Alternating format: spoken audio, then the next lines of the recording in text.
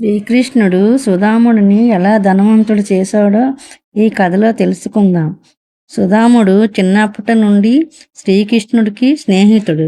ఇద్దరూ కలిసి గురుకులంలో చదువుకున్నారు. తర్వాత కాలంలో శ్రీకృష్ణుడు ద్వారకలో రాజుగా ఎదిగాడు. కానీ సుధాముడు చాలా పేదవాడిగా జీవించాడు. ఒకరోజు సుధాముడు భార్య, నీ స్నేహితుడిని శ్రీకృష్ణుడిని కలువు, మన పరిస్థితి చెప్పు అని అడిగింది. సుధాముడు తన దగ్గర ఉన్న కొద్దిపాటి అటుకులు తీసుకొని పోగా ద్వారకకు వెళ్ళాడు. శ్రీకృష్ణుడు తన పాత స్నేహితుడిని చూసి చాలా ఆనందపడ్డాడు.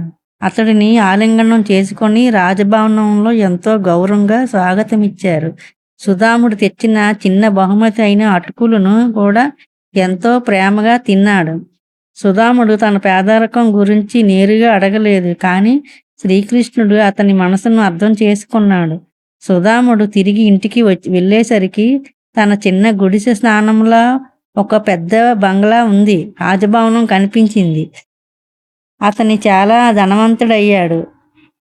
ఈ కథలో ముఖ్యమైన సందేహం ఏమిటంటే, భక్తితో, నిజమైన స్నేహంతో దేవుడిని ఆశ్రయిస్తే ఆయన మన అవసరాలను మనం అడగకముందే తీర్చేస్తాడు. ఇది శ్రీకృష్ణుడు సుధాముడిపై చూపిన ప్రేమ మరియు కరుణకు మంచి ఉదాహరణ. జై శ్రీకృష్ణ.